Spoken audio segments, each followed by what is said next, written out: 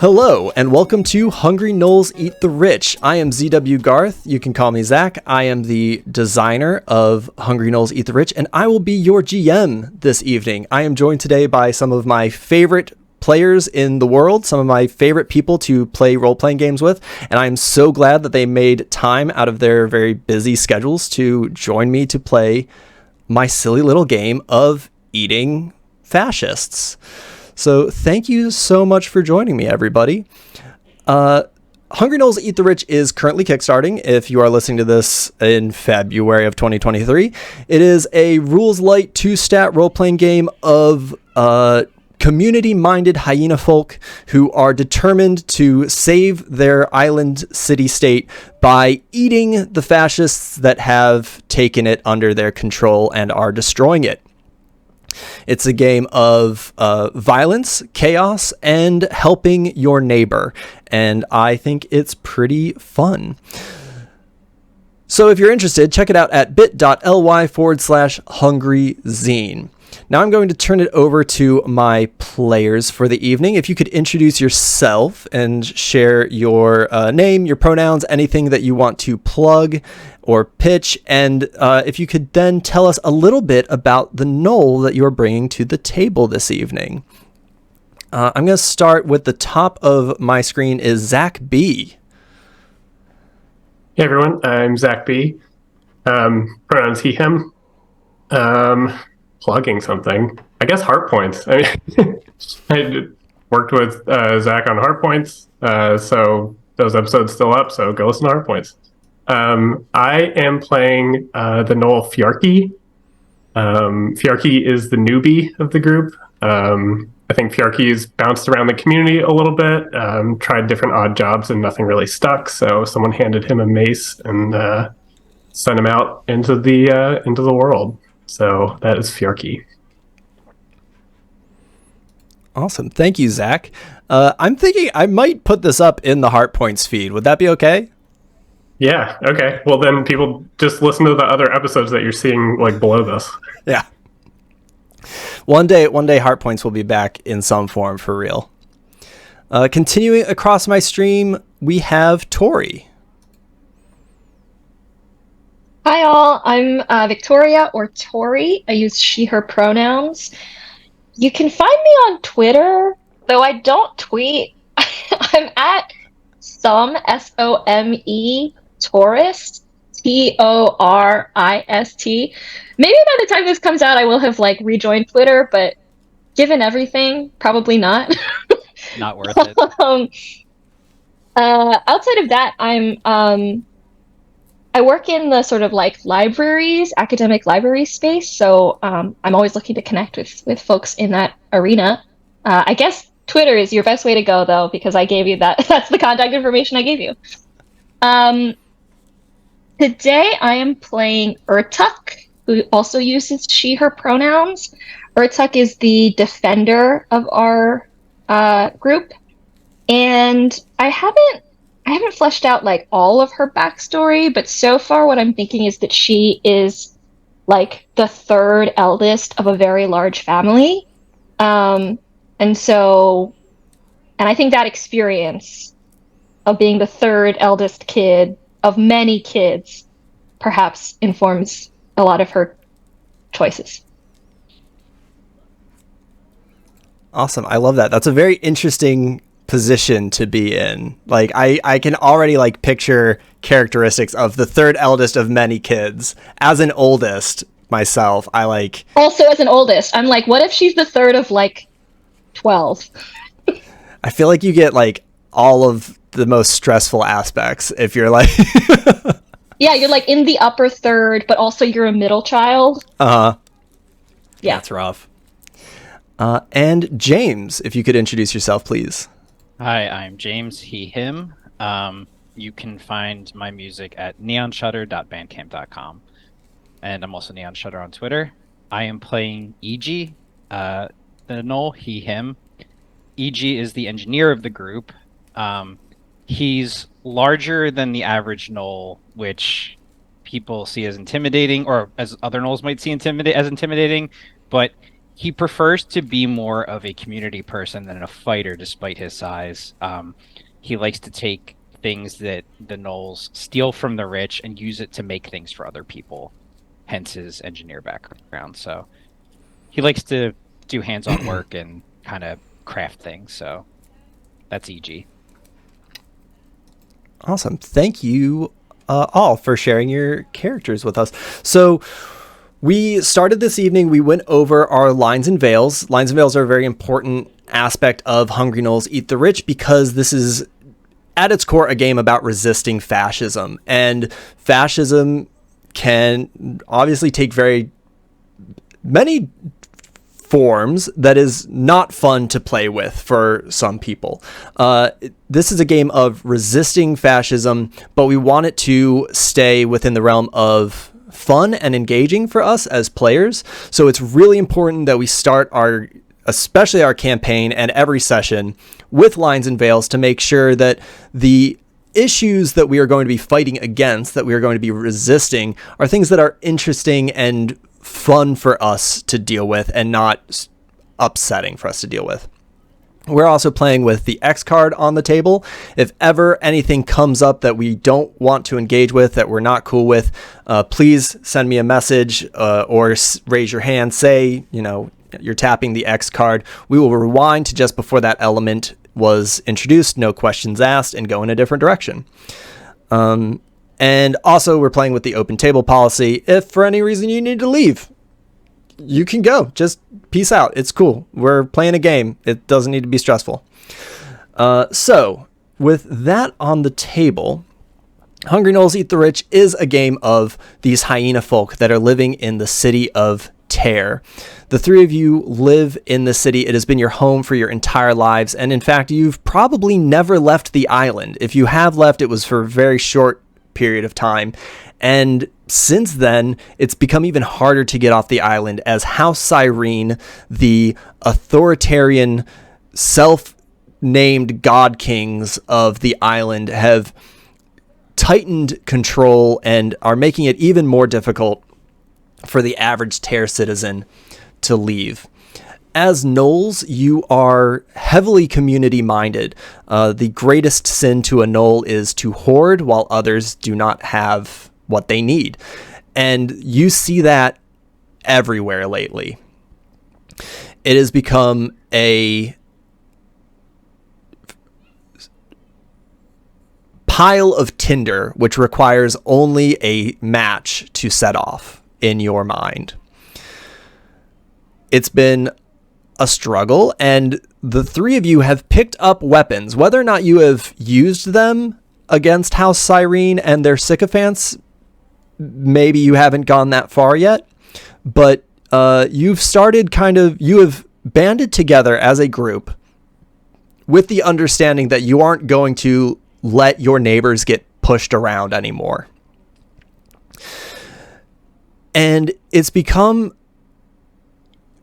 lately even more stressful as the city has fallen into a terrible heat wave. The north winds that generally bring a cool breeze from the ocean into the city have stopped, and they've stopped for about a week now, and it has just gotten hotter and hotter. The cobblestone streets are just emitting waves of heat. You see people are dunking cloths into the canals and the seawater and like putting it over their windows to try to cool their homes.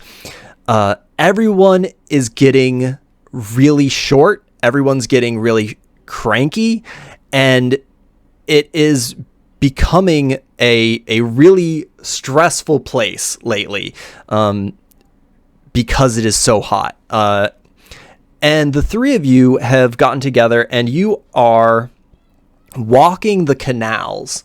What was your goal for today? We're going to say that it's getting on into the evening. It's like late afternoon, early evening. It is hot. And you are walking in the street along the canals, on the sidewalk along the canals. There are the many brightly colored homes on your one side and the canal on the other. And you are in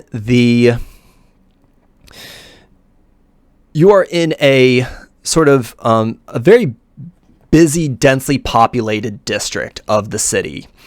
There's a lot of shops here. There's a lot of restaurants, food carts, things like that, all kind of densely packed in this semi-residential, semi-commercial neighborhood that runs along these intersecting canals. And the three of you decided to get together and go out. What was your goal for tonight? Why are you getting together? Are you looking for quote unquote trouble? Are you trying to relax in the heat? Like what's on your mind tonight?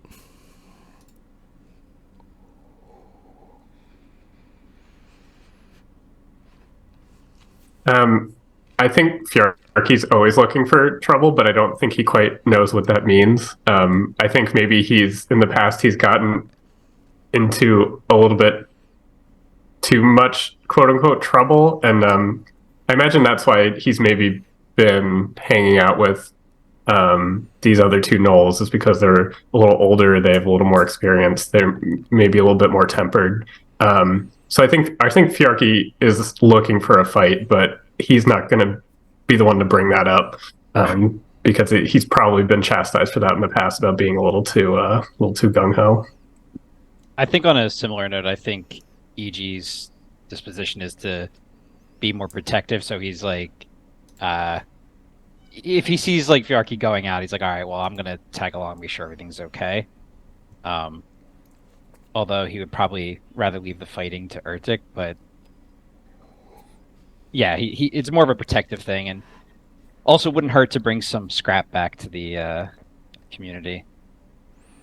I think that's where Urtuk's mind is as well. I mentioned that she like has a large family, and I think she's just sort of perpetually out, quote unquote, foraging in the streets. And I think on top of that, I also wonder, like perhaps like there's some sort of community or neighbor, maybe a neighbor who's watching some of her younger siblings. And so in addition to like trying to look for things for her own family, she's also thinking about ways that she can help with the needs of that neighbor as well. So she's sort of pulling double duty, just sort of head always on a swivel, looking for things that have been maybe a vendor looked away for a hot second, and that's her time to strike, that kind of thing. Nice. So, yeah, y'all are making your way down the canal, kind of keeping an eye out for opportunity for your various different goals. Something to bring home, something to tinker with, something to hit. And I think as you're kind of making your way down the block, you hear a woman yelling, just shouting at somebody. And you can see up ahead on the other side of the canal, there is a Minotaur woman who is just screaming at some dude, shouting, yelling at him. And you can't quite make out what's going on, but you can see that a small crowd has started to gather up ahead. And on the bridge that connects the canal, there are two human men standing on the bridge, kind of like their heads are darting around, kind of very like they're on guard. And you notice that they are wearing the blue kerchiefs around their arm, one around their arm, the other around their neck, of the militia, the self-imposed militia, the defenders of Tear, and the bootlickers of House Cyrene. They are not official cops. They're just kind of self-declared citizens police. And they are standing on this bridge, kind of keeping an eye out, looking out over as this Minotaur woman shouts at this man. What do you want to do?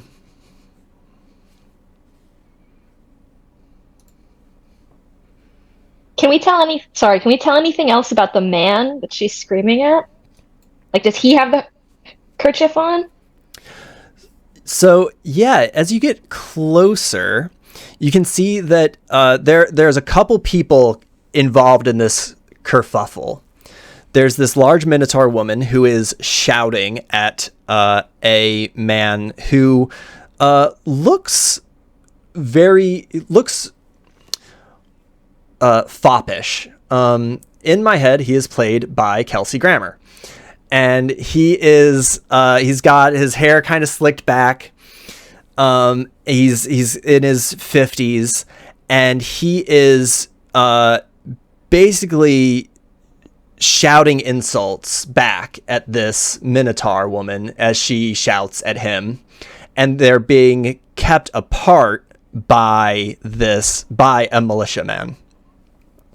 And there's a couple other militiamen there.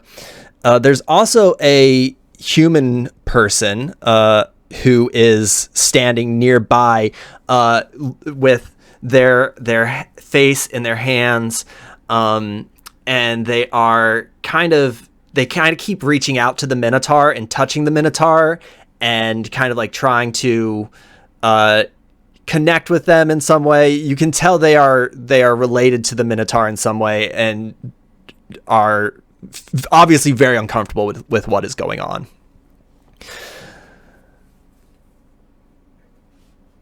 Can we make out what they're saying, or like what she's yelling at them? I mean, not from across the canal. Okay. I think you see Fjarki twitch a little bit, and I think maybe in the past his instincts would have been to just run into this situation. I think he only sees this Minotaur who is seemingly in need of help, and he's sort of ignoring all the context around it, and he twitches a little bit. But then I think he pulls back and he looks at the other two, and he says, "She needs help. We should do something. Let's go." Fuck it, let's go. Yeah. All right, let's go. And I think he just looks at gives a EG. he just kind of gives like a sleepy nod and just, okay. I think I'm sort of in my head. I think I'm thinking not only of like how we can help this woman, but also just thinking about how like kerfuffles are prime for taking advantage of some things. So this seems like a win-win, I say. So the fastest way to get to this kerfuffle is across this bridge that is currently manned by 2 militiamen. They don't own the bridge. When we say kerfuffle, how committed to kerfuffling are we? Are you asking us? Yeah. Let's go full kerfuffle. Like how hot are we going in? I think for I already forgot my character's name. For Urtuk in particular, I think she's more thinking of like a let's see what's happening type thing, but also like the folks on the bridge are just people on a bridge. Like they don't have like barriers up. They like there's no reason to think that we can't just go over there. This is our city as much as theirs, kind of. Okay. Yeah, that's good context because I think Fjarki thought the "let's go" was more like "let's go knock some heads together." I mean, I don't know if they're talking about it. I think Urtuk is going to be like, I mean, I won't stop you. Cool.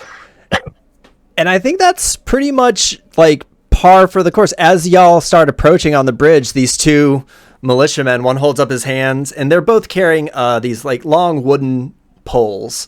They don't seem to be armed in like much. They're not armed like y'all are armed, but they are armed with these wooden poles, these wooden staffs. And when he holds up his hands, he goes, "Hey, Gnoles, we don't want any trouble. Y'all can't cross the bridge here." and they point down a ways and they go, if you need to cross, you can head down that way. I think Fjarki just doesn't stop moving. I think he takes whichever one is closest to him, and he's just gonna like grab him by the lapels and just like try and toss him off the bridge.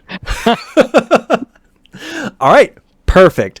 That sounds like our first conflict, I think. So that sounds like a scale 1 conflict to me, which means that you would need 1 success in order to toss this guy over the bridge. How's that sound to you? Sure. All right. So what that means is you are going to roll 1d10, and you need to roll under your hungry gnoll number to act with violence, under or equal to. Okay. So that you need to roll a 6 or less to succeed in tossing this militiaman over the bridge. Cool. That was a 1. All right, you do it. You grab this first guy and you pick him up by the lapels and you throw him over, and he goes, "Oh!" And he shouts, and you just hear a splash. And the other militiaman goes, "Hey, you can't do that!" And he lifts up he pulls back his staff, and he's gonna bring it down on your back. Can I try to intercept his blow with my glaive? 100%, you can do that. That sounds like a conflict again to me. What scale do we think this sounds like? I could see it being a scale 2 if you wanted to go scale 2. I'm also comfortable. Well, so after you deflect it, are you also trying to send him overboard? I think I'm trying to disarm him. Okay. Yeah, no, I'm gonna follow Fjarki's lead. I'm gonna try to push him overboard. Zach, is there helping in this? There is not helping, but well, now I'm thinking about ways that we might be able to do helping, because I've also been thinking about ways to do potential like PvP if that ever comes up. I'm trying to think of ways, and I think what I'm actually going to end up doing is allowing you to use your rerolls for other people's tests if you want to help. I haven't experimented with that yet. I haven't tried that out yet, but if we wanted to try it here, we could absolutely do that. I think generally helping changes the scale, and it also changes what's available. Right. So if you wanted to help in some way, we could have potentially just avoid a conflict entirely. I mean, my method of helping was for EG to just completely ignore everything and just start walking while the other guard was trying to intercept Urtik. Yeah, I'm trying to clear a path. He's like, wait a minute, what's going on? Going. And they're having their conflict. He just starts walking around like, all right, well, I'm going then. All right. That doesn't necessarily sound like it's going to mechanically affect the help, but I do like that you're kind of just getting ahead of what's going on to approach the kerfuffle up ahead. Yeah, I love kind of that, and hoping to distract a little bit, like taking attention. Yeah. All right. So Victoria, your goal is to disarm did we settle on disarm or send him overboard? I'm cool with overboard. Yeah, overboard. Let's make this a scale 2 test then and see how that goes. Okay. So a scale 2 test means that you need 2 successes to successfully my reasoning for scale 2, and we can negotiate if you want. My reasoning for scale 2 is because there's kind of 2 parts to what you're trying to do. You're trying to block his strike and then send him over with your glaive. So I think this is a little more complex than just, picking somebody up and tossing them. Yeah, that makes sense to me. I also think I was going to say, I wonder, is it at all impacted by the fact that, this is the second in a series of attacks on the same group of people? We're sort of escalating the conflict in the space as well? Yeah. Okay. Yeah, so 2 feels... So that means that I can fail once and still keep rolling. Correct. Okay. All right. This is going to be my first time rolling this die on the table. Let me know if it's too loud and I can, roll somewhere else. Okay. Okay. That's a 6. Is it hungry or gnoll? It is hungry because it's violence, and your hungry gnoll number is 8, so you are very skilled at conflict. So that is violent. Yeah. So I think with that first success, you easily... Yeah, do you want to give me a little taste of what it's like when you deflect, just the deflection part of your action? I think Urtuk is very familiar with her own glaive, so uh, I was already starting to like draw the weapon, and uh, I don't like seeing people in my squad get hurt. Like that's not okay. So I think I just sort of like underhand intercept the pole, and I say,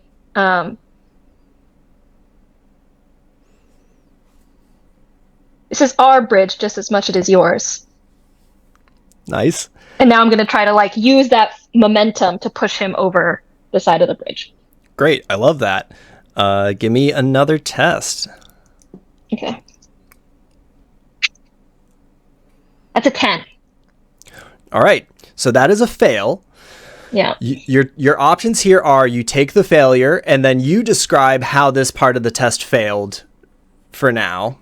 The whole conflict isn't failed, but this section of the conflict is failed. Or you can use an item, well, you have three options. You can use an item to reroll. You can add a detail and use it to reroll, or you can incur an injury and use it to reroll. You have two items that you can use, two details that you can use, and one injury over the course of a mission, over a course of a scenario. So you can take that failure, or you can use one of your rerolls. When in terms of details, is it details about myself? Details about the conflict? Details about the environment. Although I would be open to, if like depending on what you're thinking about, details about yourself. I'd totally be open to that. You know, we have new characters and we're kind of learning about them. So I think, especially, yeah, I think it could be a detail about yourself for sure. Okay, let me roll. I think I'll take the failure and then see how the next roll goes. Okay, so on a failed test, you described the failure. How does this militiaman kind of push back against what you're trying to do?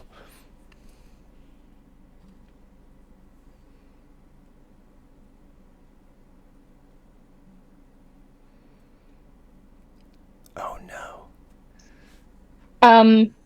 I think he probably I think he digs his feet in. And his heels sort of brush up against the wall of the bridge, which gives him a lot more leverage to push against my glaive.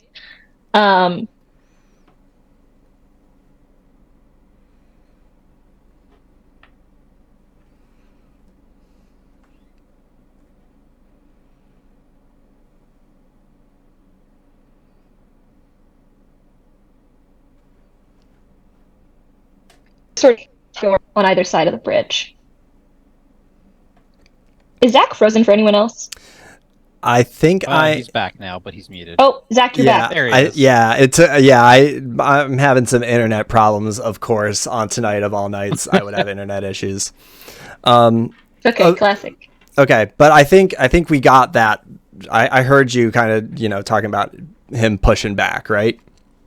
Yeah, I think he's now trying. He dug his feet into right where the bridge meets the wall of the bridge, like the half wall. And now is trying to push me over the other side. Okay, cool. Pushing me back across. Okay, Great. So I'm going to roll again. That's another 10! Oh, dang. All right. So, do you want to use a reroll or do you want to take this failure? I'm not taking this failure. Not this early. No way. Is there a mechanical impact to the injury? Or let me ask it a different way. What is the impact of an injury? So the impact of an injury is mechanically, you just can't take another injury. You're using up one of your rerolls. Narratively, it might affect how we decide on the scale of a conflict, if you can even engage in a conflict, how you can engage with the fiction moving forward. It kind of depends on the nature of the injury, which I would give you an injury. You would decide to take an injury and I would give you an injury. And it could be emotional, it could be physical, but it would be something that would largely would be about affecting the narrative. Okay. Before I decide what I do, the canal that we're over, am I right in thinking that like the water's not especially like fast moving? Like it's okay. Yeah, like the guy that that Fjarki threw over is already kind of like wading over to like a ladder that he can use to get up. He's okay, but he is out of the fight. I imagine his pride is hurt more than anything else. Yeah. I know I said that I wouldn't take the failure this early in the session, but also like the stakes seem pretty fine. Like I think Urtuk can swim. I grew up in the city, so I know how to swim in the canals. And also it sounds like a very efficient way to get to the other side, actually. It's to like fall in the water. Like, who needs a bridge? Just slam on the other guard. Yeah, especially if the other guard is already like making his way out and doesn't seem like he's gonna give me trouble necessarily. I'll take the failure. I'll be pushed overboard. Okay. All right. Yeah. So this. So you get to again describe the failure as this militiaman throws you overboard. Yeah, I think he just. I don't know. Maybe you know what? Maybe this guard can't swim, and the fear in him of like he was like, no way am I gonna get pushed over. I won't survive.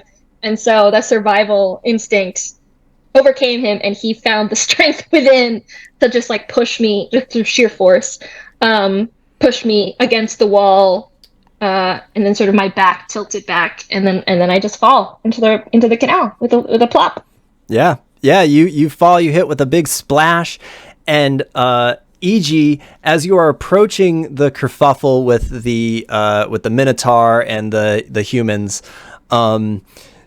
they hear y'all's little scrap, and especially the big splash of Urtuk falling in with all her gear, and the conflict kind of stops for a second. Their kerfuffle stops as the Minotaur and the woman with her, or the person with her, catch what's going on. You're approaching. This human person that's with the Minotaur walks over to the canal to kind of wait for Urtuk, and the Minotaur catches you, E.G., as you're walking. The militiaman that threw Urtuk over is yelling at E.G. and Fjarki. Fjarki, I don't know what you want to do, but let's give it a second as E.G. approaches this scene. You notice a couple things.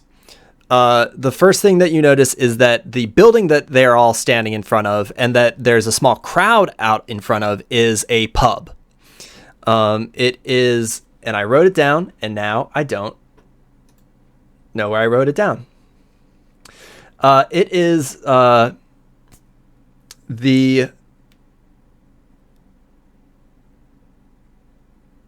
Where did I write this down? Oh, no. It is the North Star pub. It's the North Star pub. And there is a lot of noise going on inside. You can hear the sound of glass breaking. You can hear the sound of furniture getting thrown about, and a lot of men yelling. And as you approach, and this Minotaur clocks you and sees you coming up, and kind of makes a face like, what now? Like, you can tell she doesn't know what to make of what's going on. What do you want to do, E.G.? I think E.G. just flat out asks, what is the problem here? Like, he looks at the Minotaur, looks at the militiaman trying to break it up, and kind of gives a quick look to the presumed bar fight going on, and is just asking what's happening, as if nothing happened behind him. The Minotaur gestures at the militia and goes, "These assholes are tearing up my bar for no reason. I don't know what they're doing in here, but I can't get them out, and they're destroying the whole damn place. And then you hear Kelsey Grammer go, we are looking for a criminal, and this is important business, and you are interfering, okay? We don't want to have to call the city guard, but we will call the city guard, okay? It's not up to me. It's not up to me. The militia is here. We're just looking for a criminal, and you are causing the problem. And then she turns back and starts screaming at this man again. EG's kind of like slow mannered, and he's very, speaks in a sleepy tone. He's got kind of shaggy hair covering his eyes. So he's looking around, and he's like, who's the criminal? The Minotaur goes, there is no criminal. There's no criminal. I have no idea what they're talking about. They just are in my bar. And Kelsey Grammer goes, you know who it is. You're hiding him. You know he's in there. We know he's in there. We're going to find him. And they just start screaming back and forth again. EG takes a bag off of his belt that he's carrying, and he looks inside of it. And then, how is is Kelsey Grammer the fan?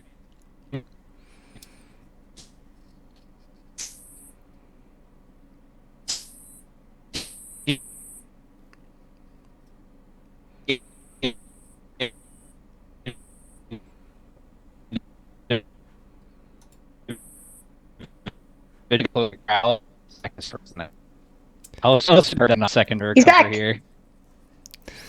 I'm back. Sorry, what was the question?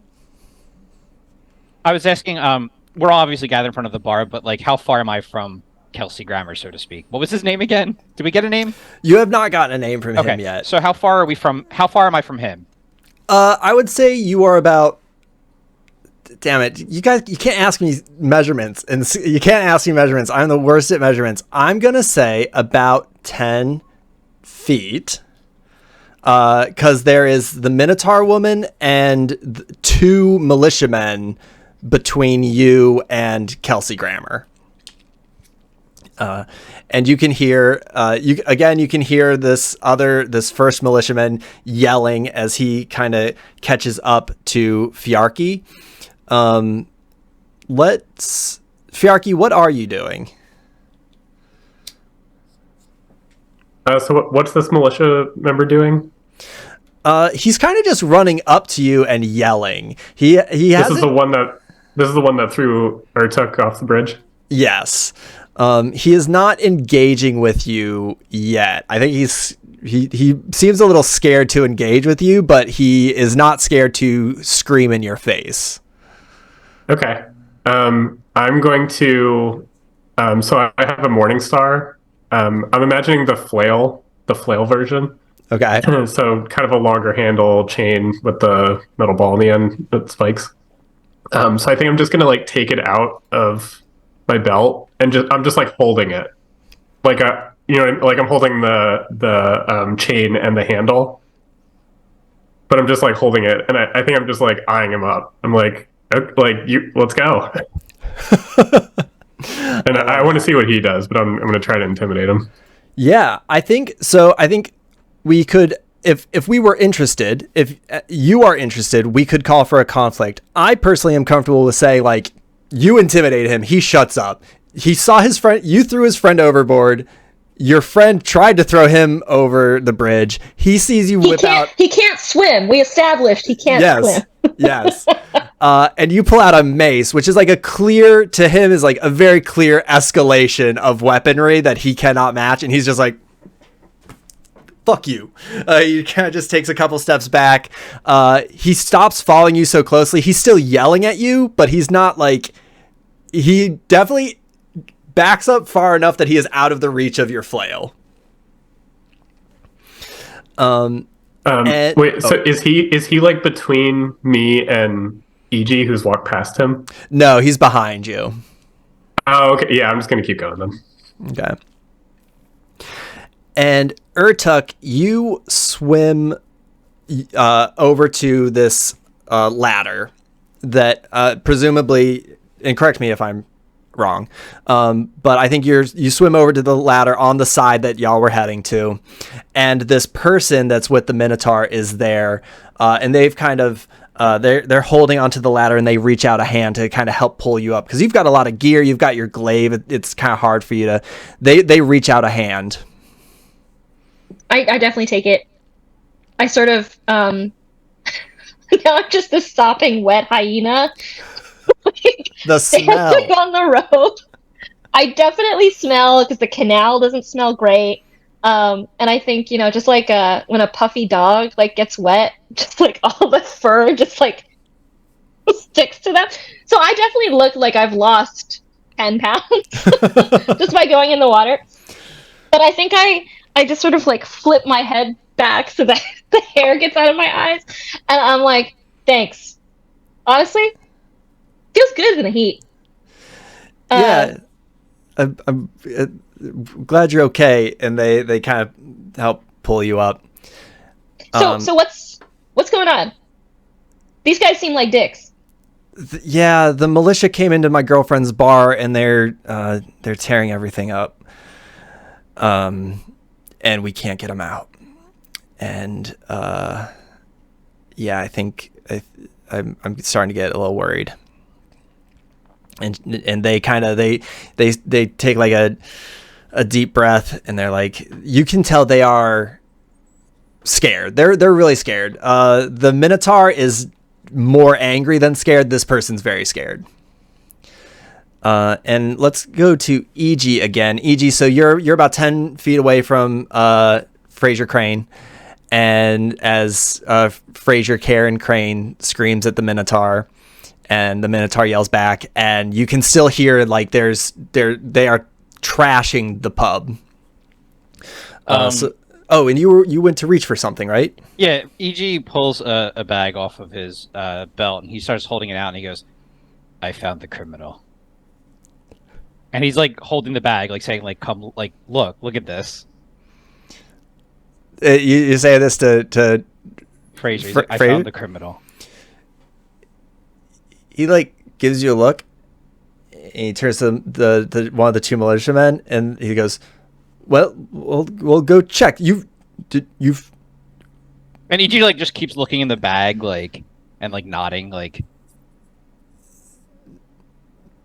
Okay. All right. Yeah. Yeah. Go check. Make sure. Check. See if he has my watch. And the one of the militiamen has this pole, and you can tell he also has a flintlock pistol at his waist. But he's only holding the pole. He kind of gives you a look, and he takes a few steps forward, and the Minotaur glares at him, and this militiaman walks past the Minotaur, and he walks up to you, goes, What do you got? He holds the bag out for the militiaman to like look into it. He looks in, and it's a bag of hammerheads that he just swings up into the guy's face as hard as he can, with a big grin, by the way. Okay, all right. This is gonna be so. That definitely is a hungry action. Yeah, not normal for EG, but I think that this is a conflict. And I'm gonna say, this is a scale 1 test to see if you can, if you connect with this dude. What is your goal in hitting? Are you trying to like knock him out? Are you trying to knock him back? Like, what is your exact goal in this swing?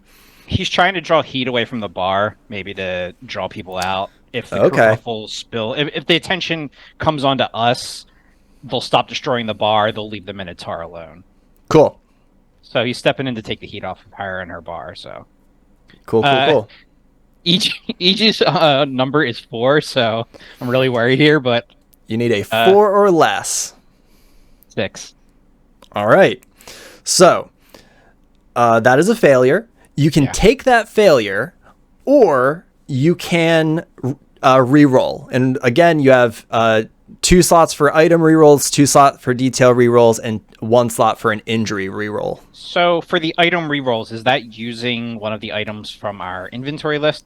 So I'm actually, I mean, a bag of hammers was one of the hammerheads is one of the items I rolled. So I imagine if I'm going to use it, maybe the bag gets torn or something to that effect. So it's kind of useless after this point. So Yeah, to be clear, using an item for a reroll doesn't necessarily mean you lose the item. Okay. It just means you can't use it mechanically again. got it. Okay, yeah. So I'll go with that then. I'll mark that off as a item used for a reroll Cool. and hope that I roll much better this time. I rolled worse. I rolled 9 this time. At this point, I'll probably just take the failure. Okay.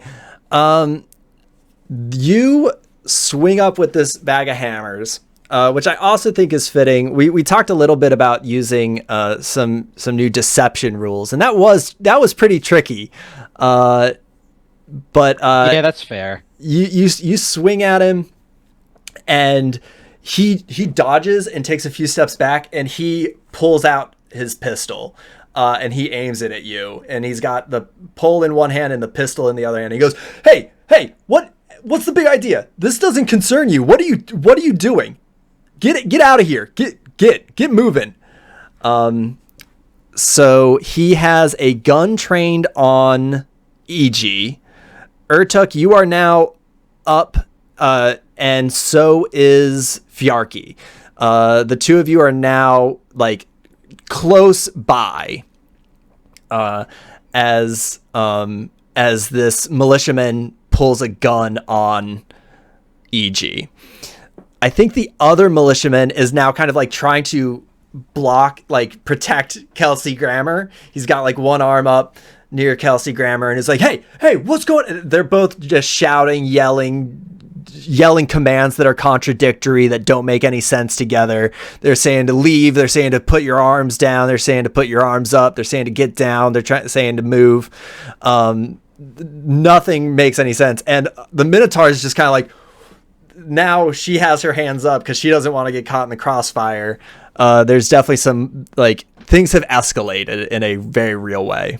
I will say that EG at the very least tries to put himself between the militiaman and the Minotaur, so she wouldn't get hit by any crossfire were there to be any. But yeah, he's not going anywhere at the time being. So I sort of shared, like, I think Urtuk is like always on the hunt for things of value, for food. Based on my experience in the streets, can I see anything of value on Kelsey Grammer? Yeah, so he is very clearly a well-to-do human man. He is wearing a nice suit that is he is sweating profusely because he is wearing like this nice suit that is way too hot for being out in the streets. So he's just like sweating profusely. But he's wearing this nice suit. He has these nice gold rings on his fingers. He has, I think, like a very some sort of like jeweled brooch. Jewel. He has like a he has some jewelry. Brooch. Yeah.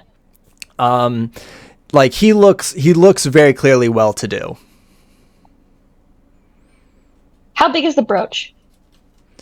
About the size, like I'm gonna say it's like this big, and it's the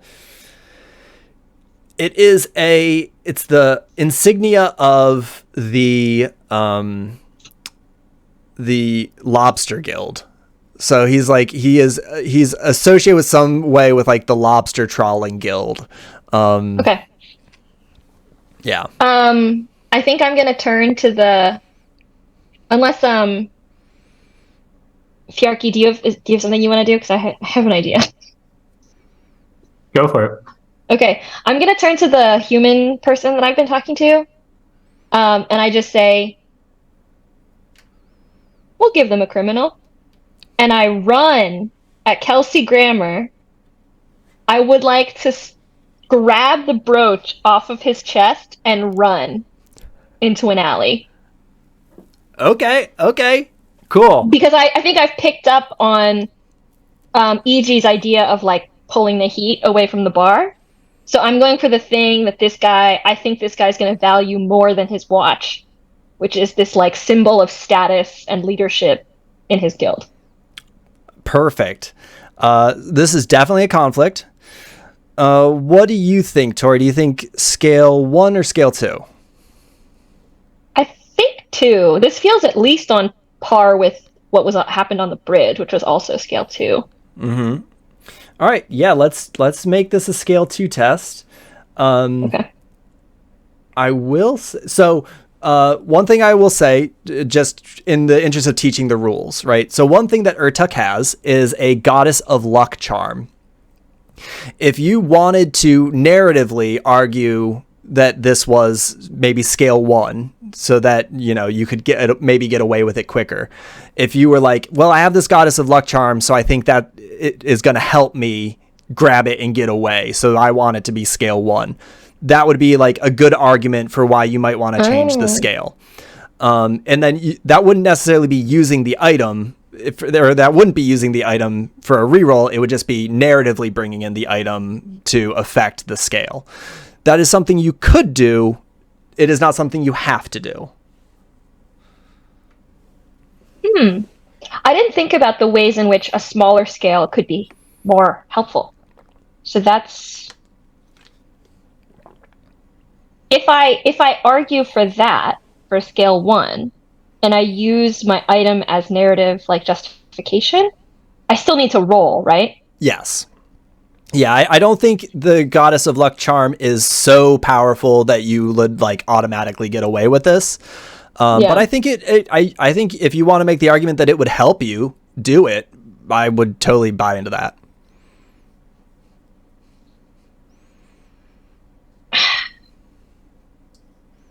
I don't love the idea of like one roll deciding whether I Totally fair.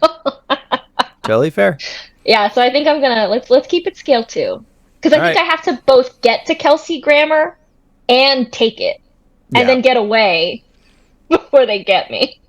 Yep. All right. Okay. This is definitely still hungry. Okay. Here I go. 6. All right. Yeah, you charge forward and you like weave right through these militiamen as their attention is on EG. You dive through, grab that brooch. Now you gotta get away without getting maybe shot. Yep. Okay.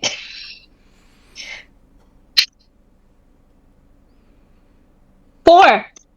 All right. And you do, yeah. You grab that brooch and you book it to the nearest alleyway. This building, like there's like one more shop front and then there's an alleyway that kind of ducks down into another passage. You grab this brooch and you book it. And Kelsey Grammer starts shouting, yelling. He grabs one of the militiamen and starts shaking him and is like, she took my brooch! That Gnoll took my brooch! We gotta go get that! That's more important! This is more important! And so the militiaman with the gun turns off of EG, and Kelsey Grammer and these two militiamen are...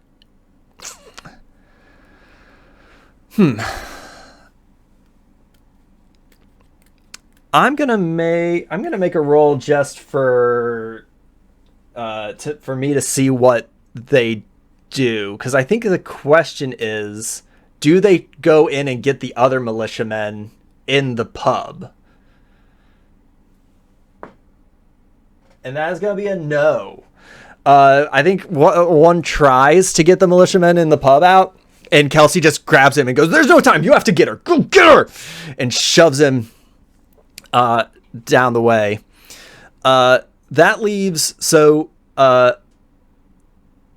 Urtuk is now running with the brooch, pursued by two militiamen, one of whom has a pistol, and Kelsey Grammer. Fjarki and EG, you are now in front of the pub. That is, like, you can hear shouting, yelling, and you are with the human and the minotaur. What do y'all want to do? How many Sorry, go ahead. I was just going to ask, is KG, did he run after Airtuck also? Or is he still here? EG? The Kelsey guy Grammer. who's Kelsey. Yes, Kelsey Grammer also does run after Airtuck. Oh, okay. Gotcha. Unless somebody wants to stop him or stop somebody. I also think the militiaman behind you who's outside runs past you and runs chasing Urtuk. Well, it seems like we wanted to get attention away from the pub, which we didn't fully do. So I think my instinct is that Airtuck can probably handle these two in the city on her own, and that maybe EG and Fjarki should maybe try and see if we can get the militia members out of the pub. Yeah, how many are in there causing problems? Yeah, I think you look through the window and you see 3. Is that right? Let me do my math. Yes. Okay. There's 3 militiamen inside. And one of them is standing in the center. He's got a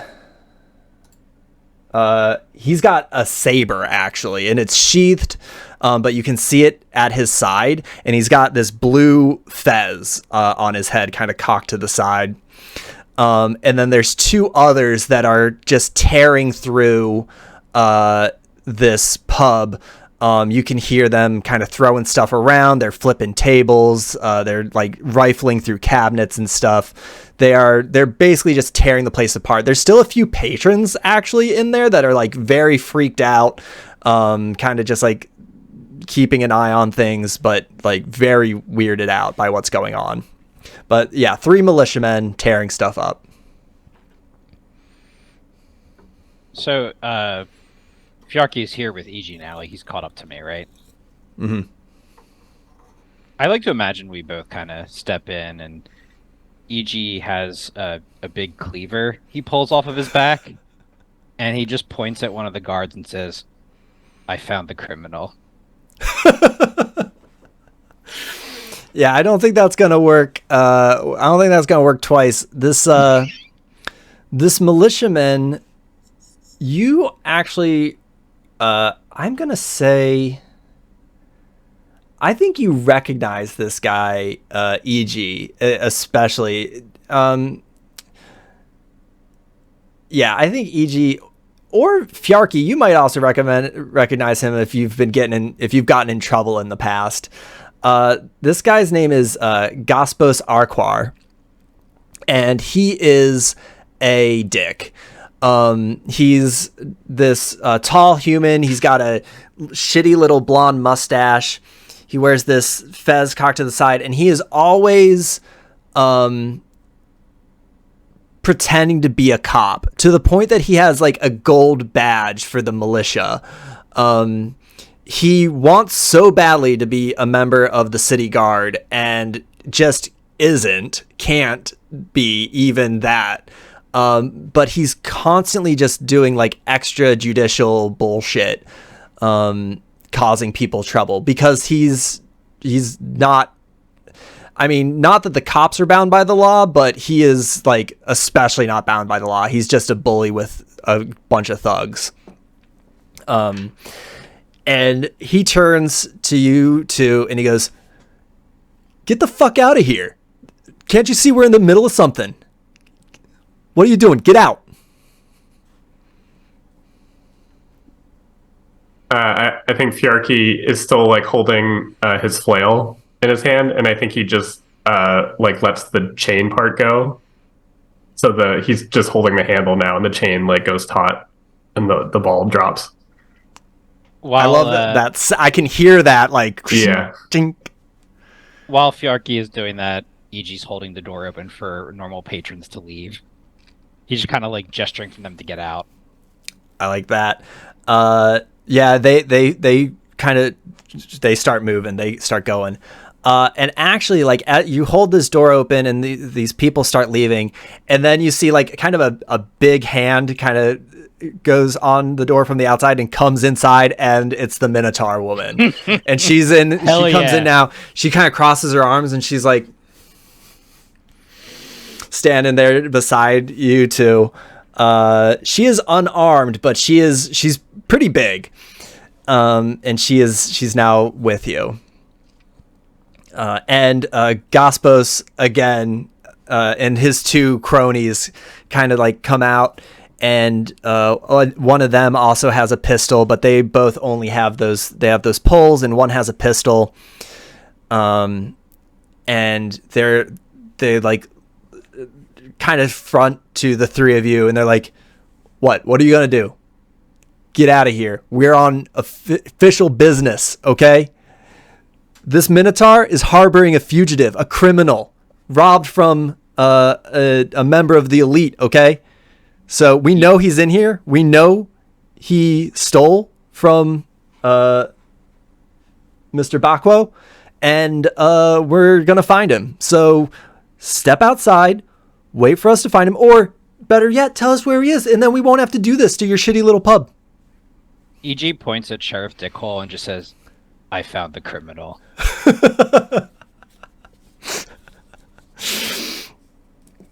Right. Yeah, I think Fjarki adds, he goes, I did it. I took the watch. Come here and get it. You were the criminal? All right. Yes, EG, I took the watch. Wink. Come here and get it for me. Now, I don't think... Now, Arquar, he didn't say it was a watch stolen, right? He didn't? He Okay. did. No, but outside, the Fraser did. Yeah. Kelsey Grammer said it. So Grammer, you, you're right. so you would have heard that. The militiaman doesn't know that you heard that. So the fact that you like identify, you said you took a watch, and he didn't say it was a watch. I think that gives him pause for a second. He goes, so you admit it? You're the one who took the watch? Mm-hmm.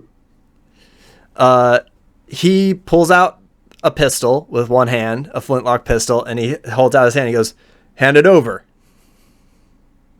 I'll trade it for that bit of tin you have on your shirt. You snarky little shit. Zach, what's the room look like that we're in? It is, I'm going to say it is bog standard fantasy tavern.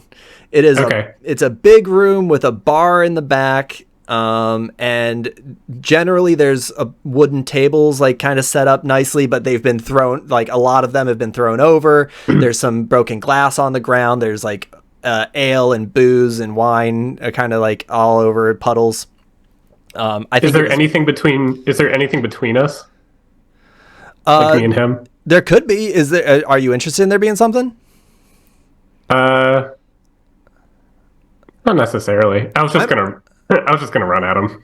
So I wanted to know if there was any obstacles. Okay. Yeah. No. If it is a clear path, if you want it to be a clear path. Mm-hmm. Sure. All right. You're charging at him? Mm-hmm. That sounds like a conflict to me. What do you think? Well, I'm going to say if you're charging at Gaspos, I think it's going to be well, what is your intention? What are you trying to do? I'm going to hit him with my flail. All right. Is that what do you think? Scale 1 or scale 2? I'm going to say scale 2. He's the big bad. He's got a pistol, and he is a little distance away from you. He's got his pistol out, so there's a chance, like you getting to him, he could fire at you before you get to him. Yep. And then also you're trying to swing and connect. Yeah. So I think this is a scale 2 conflict. Okay, so I need to roll 2. Well, so you're rolling one die. Yeah, you need 2 successes. You're going to roll 1d10 first to resolve the first test. Okay. Oh, hold on. Knocked. That's a 6. That is a That's success. So you charge forward, you close that gap before he is able to lower his pistol, before he's able to aim his pistol. And now it's a matter of connecting with that flail. 3. That is a hit. So here's my question to you. What happens when your flail connects with Gaspa Arquar?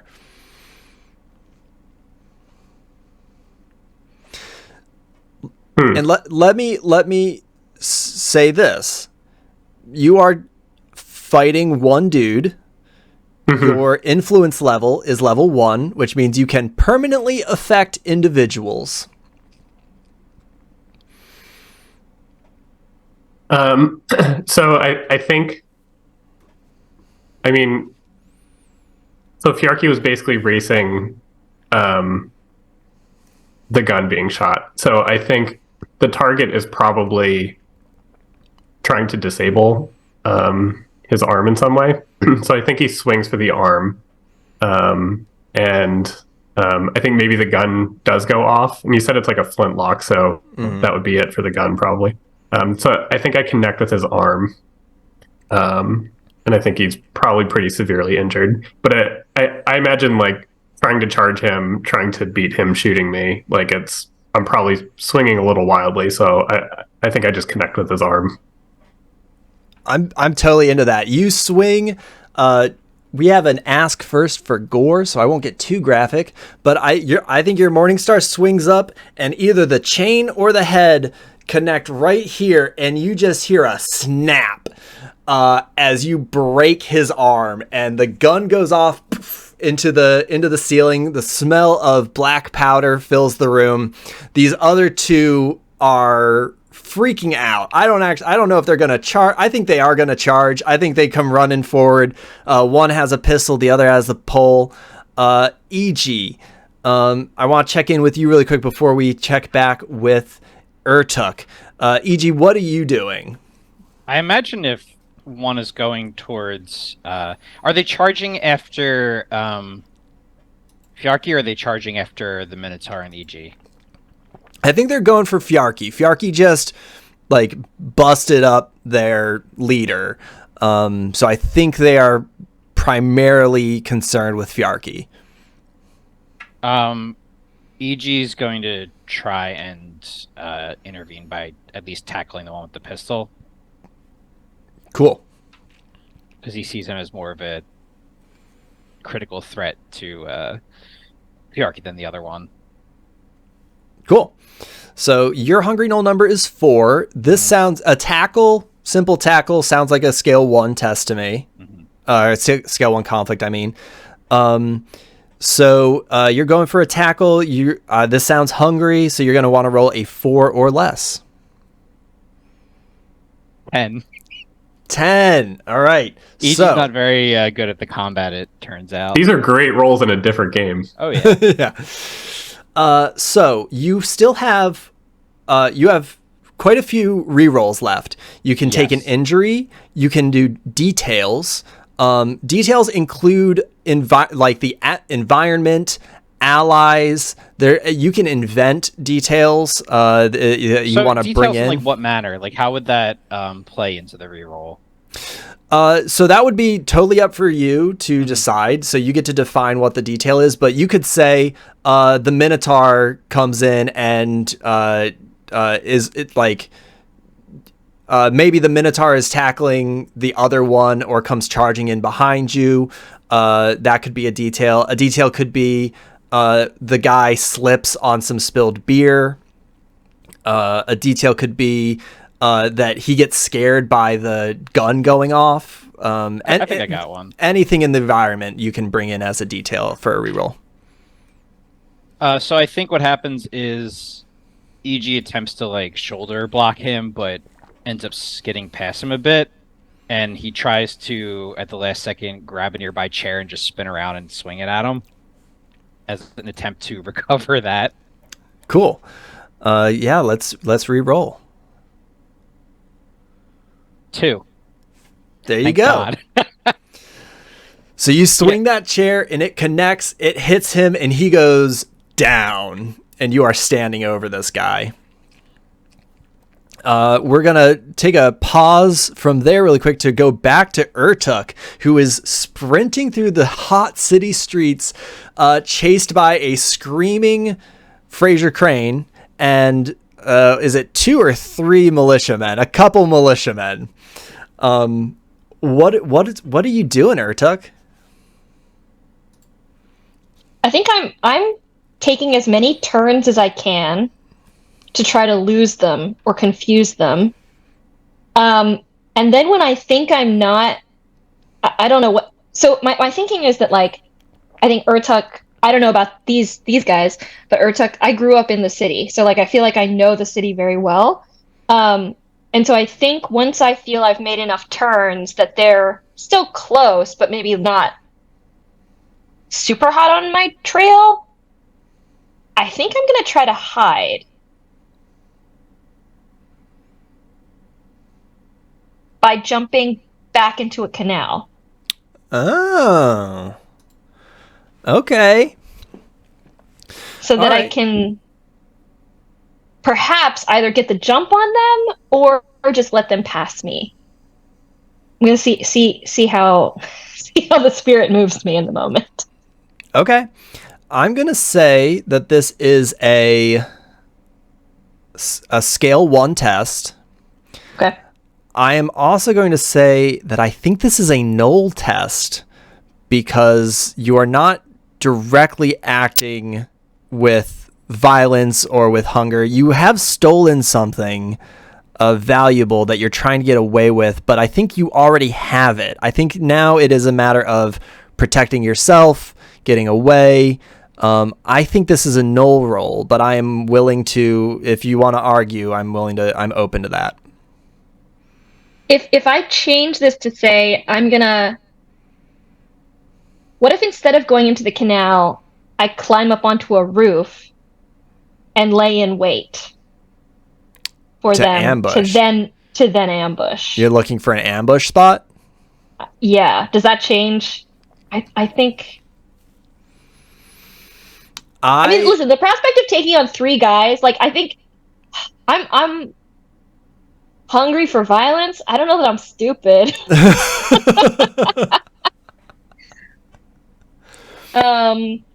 Okay, sorry. One more idea to throw out, and then I'll pick one. Okay. Am I close to any nearby Gnoll hangouts? That's a good question. So I would say yes. I think y'all are pretty local to the, you didn't know the bar, but you did know the militiamen. I think, yeah, there's a good chance that you could find something. I think that would be, I think if you wanted to try to find a Gnoll hangout to hide in, that would definitely be a Gnoll test. Well, specifically, okay, that's fine. That's fair. What I'm looking for is a Gnoll hangout where I know other Gnolls like us hang out. I'm not just looking for a place to hide. I'm looking for other people willing to fight. Okay. Raise an alarm. Yeah. I think you could absolutely do that. It would definitely be a Gnoll test. Yeah. But okay. I think on a success, you would find a place with some rowdies. All right. Some rowdy folk. I'm looking for some rowdies. Okay. I'm rolling for Gnoll. All right. My HGN is 8. So you need an 8, 9, or 10 to succeed on this test. It's going to be scale 1. You have all your rerolls available. Yeah. So. Okay. All right. 10. Nice. You start running through you run down this alley, you take a turn, you know where you are, and you know that there is a what do you think you know where there is a place where Gnolls hang out, and specifically Gnolls like y'all that are are willing to get rowdy. What is the place?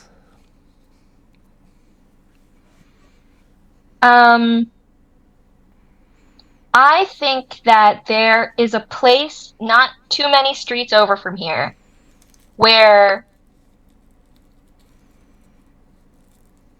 my siblings and I hide in, like, it's like a big sewer system grate. And it can like swing open if you know like where to push at it. Mm-hmm.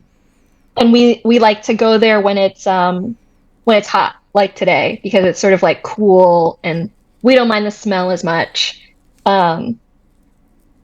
So I think that's where I'm going because I know that some of my siblings are going to be there. I love that. I love that. All right. So yeah, you run and are you okay? Yeah, you run. They are hot on your heels. They are following you. They're making their way. You get to this grate. You swing it open. You peer in. Inside are two of your siblings and one of their friends.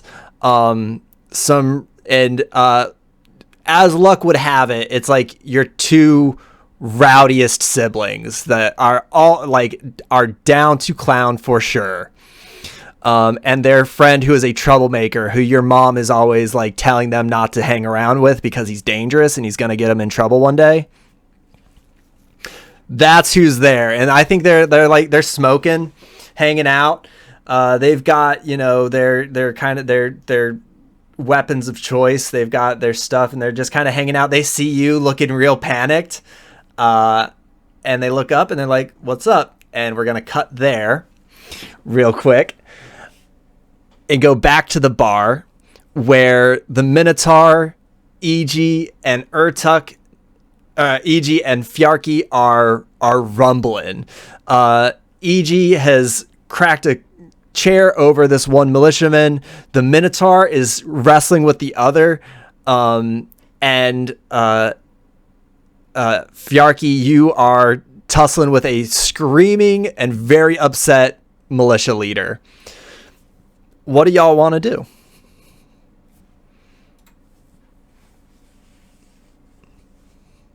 So there's currently, wait, is the Minotaur with the third militia person? Yeah. Okay, so they're all sort of preoccupied. Yep. So there's three of y'all, there's three of them, and everybody's kind of paired up and is rumbling. I would like to. What's the main guy's name again? It is Gospos Arquar. Okay, yeah, that's terrible. I'm gonna bite his neck. Let's go! Fucking badge too, man. Take that goddamn badge. I think maybe I'm like clawing at the shirt to like rip it off, but I'm also biting at his neck. Yeah, I think you chomp down, man. I'm not going to make you roll for this. You broke his arm with a flail. He's like not in a good place. His two cronies are being wrestled with, so they can't come to his aid. You grab that badge and you just chomp, and we get a blood spray across the bar. And I think his two cronies see this and are like, "Oh no, not worth it!" And they get up and they run. They are out the door. This has gotten way out of hand for them. They're like, "Nope, we can't. This is not what we signed up for. We wanted to bully a Minotaur. We don't. No, this ain't us." And they book it.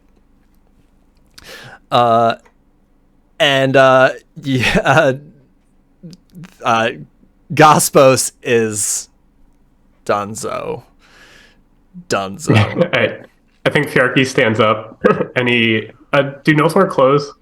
Yeah. Okay. I think Fjarki stands up and he takes the badge and he puts it on his shirt. Add a militiaman badge to your inventory, please. Absolutely. The Minotaur wipes her brow and she goes, "Oh, hot damn. You bit that dude's throat out. Nice. Fuck you," she says to his body. We are reaching the end of our sitch a little bit, so I kind of want to fast forward a little bit to Urtuk, you rolling up back to the bar with your two siblings and their rowdy friend. They got one of them is bleeding and has like a some cloth stuffed into their shoulder. But they are laughing their asses off. They got that big hyena cackle as the four of you walk into the bar, and the Minotaur and her partner are there with E.G. and Fjarki. And the Minotaur is mopping up like a big puddle of blood. And I think Gospos is missing. So what do y'all want to do as you kind of clear everything up? Oh, also, there is a young human man there. A kid, probably 14 years old, sitting at the bar, looking very pale, very flush, as the Minotaur's partner kind of they have their hands around him and are kind of holding him up at the bar, and he's looking like he looks sick. This is the scene as E.G. Fjarki are there. What are you? When Urtuk walks in, E.G. and Fjarki, what are y'all doing? E.G.'s reaction would probably be to ask what's going on with the kid. Kind of investigate what's going on with him. Yeah, so you're talking with the kid. The kid was so the kid's name is Trow Tridum, and he was fishing by the canal by a very fancy canal boat when some guy accused him of robbing the boat. This is what he tells you. He's like, I was fishing down in the canal, and this guy started screaming at me and yelling at me, and he called the militia. So I ran because I didn't know what else to do. So I ran to my cousin's pub, and she hid me. E.G. nods, and then he points to himself, and then Urtuk and Urtuk's siblings are here now, right? I think he notices Urtuk and Urtuk's family come in, and he points to Fjarki and says, "If you need help, you look for us." Yeah, for sure. Yeah, okay, thanks. And he just, pats the kid kind of heavy-handed on the head. I think the Minotaur speaks up, and she's like, "After today, y'all, we are tight. Anything y'all need, you come here for anything. Because that was fucking brutal. Fuck yes." I also think Fjarki burps. E.G. then turns to Urtuk and he goes, "Urtuk, Fjarki is the sheriff now." And he just like points at the badge. I think I gesture to the beautiful brooch currently on my chest, and I just say, "Great, we match now." And is there any the three of you reconvene with Urtuk, your family, and this bar and their family, and I think y'all help them kind of tidy up, clean up some of the mess that the militiamen made, and I think actually, sorry, as we're cleaning up, I think I just take the Minotaur aside. I don't think we know her name, but Mm-mm. I think I just take the brooch off and I say, you should have this just to pay for the damage they did. Oh no! I push it into her hand. Honestly, no, I can't take this. Y'all came through for us, and that was badass as hell. And I trust me, I don't need it. We'll clean up. We'll rebuild.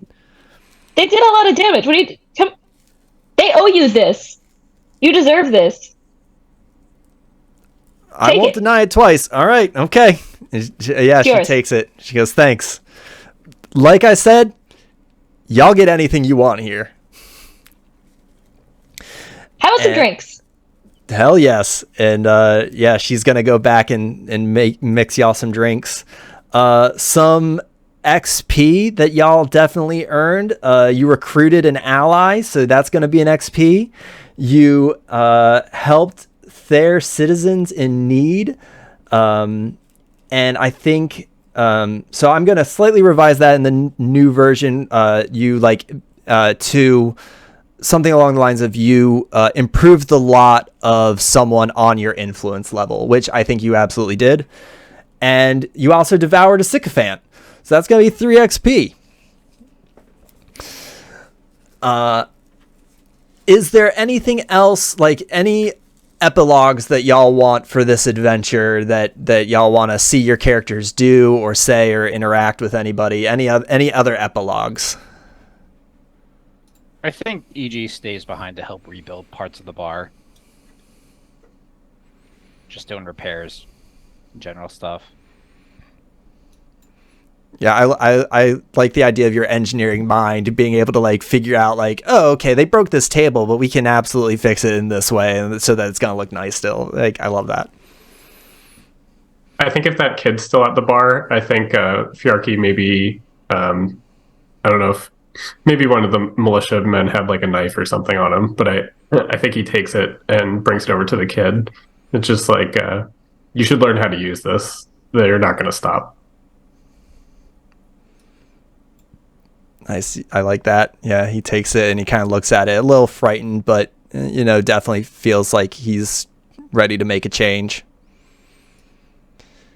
And Urtuk, you got to talk to the Minotaur, but is there anything else that you want to do?